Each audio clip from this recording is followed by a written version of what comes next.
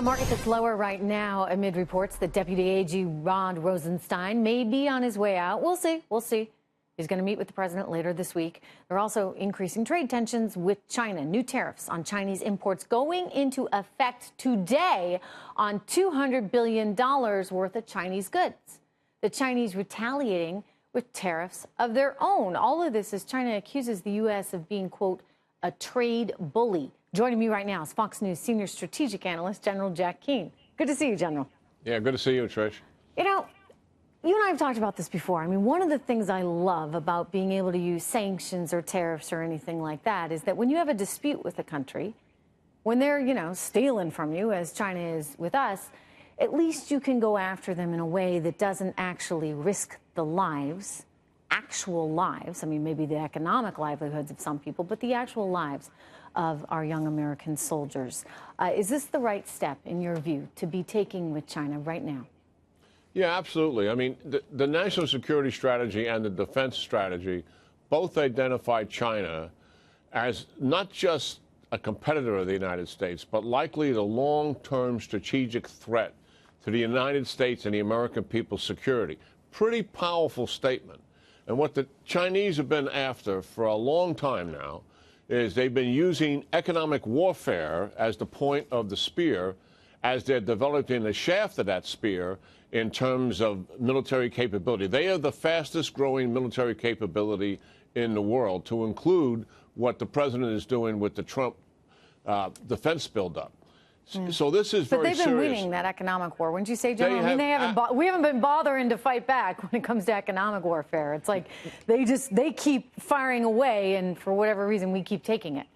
Yeah, the Chinese have been bullying emerging countries and other countries, and certainly taken advantage of the United States, Europe, and the Middle East for years and years. And not a single country has ever pushed back on them until President Trump decided that this is unfair to the American people. It's hurting American business. It's hurting our way of life, and we're going to push back. And I think it is ample time it's happened. People are calling this a trade war. I suspect it's not. I do think it's a bit of a tariff war. I do think the Chinese want to talk to us. I suspect they're going to wait until after the midterm election to do that, although I'm not a political guy much, but it's just common sense that they suspect that the president may have more flexibility after an election as opposed to, before an election. But look here's the leverage we have. Our economy is accelerating. Their economy is slowing down. There's enormous domestic internal pressure on President Xi from the people that just a year ago stood him up as the indefinite leader of China. And these social, political, economic pressures are circling around around President Xi. So I think the president, despite all the pronouncements, he's my good friend, and I believe that. I like him, I respect him, and I believe that. I do think we're going to have some leverage with China, and I'm glad we're doing it.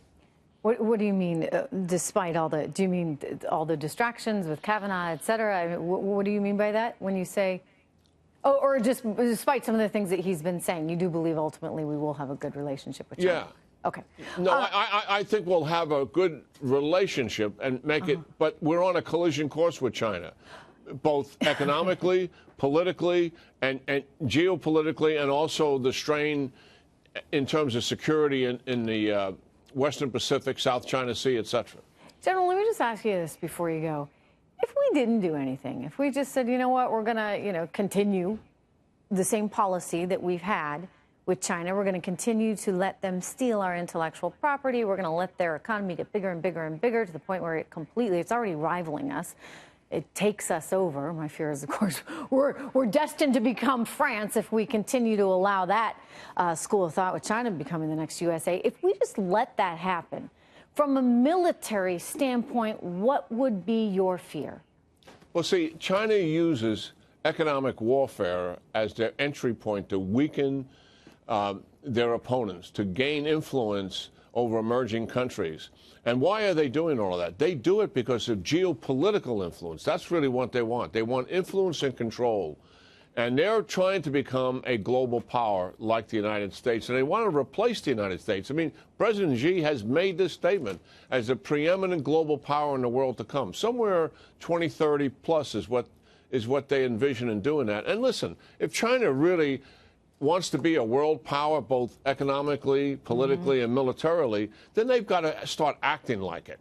And that is what President Trump is trying to tell them. Yeah. You want to wear big boy pants?